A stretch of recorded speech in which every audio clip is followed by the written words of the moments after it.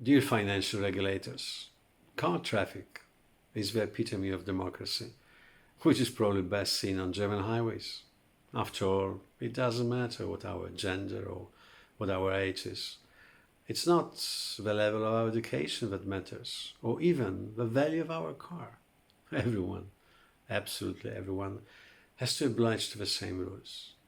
We all have access to the same opportunities to reach our individual destination, and we all have to face the same restrictions. All we need is a technically sound car, doesn't matter how small, how old, and how cheap, and a valid driving license. Traffic on investment highways is, however, based on a completely different set of principles.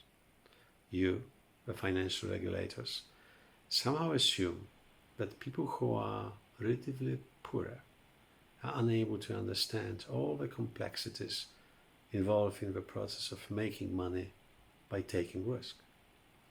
Therefore, all your traffic radars which we encounter on our investment way are focused mainly on spilling out those who should be deprived of some of the basic financial rights. Venture capital? Private equity? No. Too risky for you, poor fellow. Hedge funds? No. Leave it to professional investors. They know better. Security tokens? Please, give us more time to think about it. Bitcoin? You must be joking. Why? Because in the world of financial regulations, drivers of expensive cars have completely different rights. Nobody tests their understanding of basic rules for navigating the capital markets, and all possible investment solutions are readily available to them. This is clear from the definition of a so-called qualified investor, adopted in many countries. After all, the rich can afford any kind of risk they wish to take, and in the event of any loss, they will only be able to blame themselves or their expensive advisors. The only problem is that this legalized form of financial segregation is not well rooted in reality, and it mainly offers you a convenient way to avoid any potential responsibility for inaction or for too slow reaction on your side. As it happens, I met many wealthy and very smart people with no clue about the financial markets, and at least an equal amount of young savers who fully understand even the most complicated investment offerings. On top of this, your current approach doesn't even try to address one of the biggest social challenges of our time. Saving for retirement by small savers, critical. When debt markets offer zero interest rates against all classic economic odds, and when most of the traditional institutional solutions designed for the retail investors, supposedly safe and predictable, are full of very risky debt instruments. To be motivated and to have a real chance to make money, they should be able to participate in a big variety of alternative investment strategies.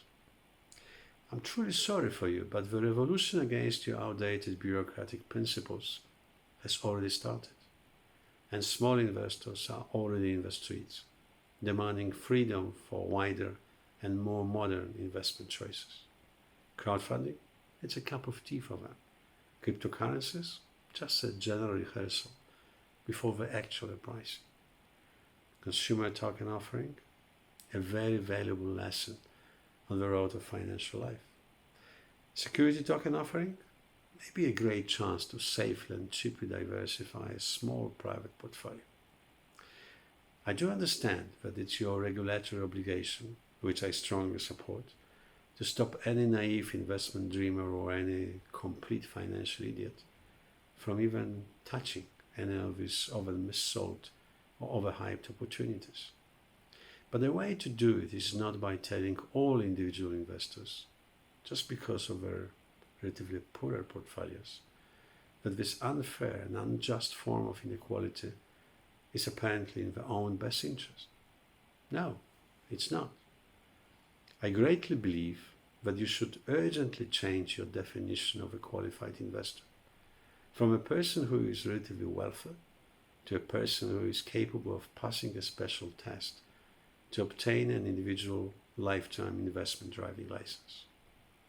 Yes, it would be a giant step for our financial democracy, because small savings matter too.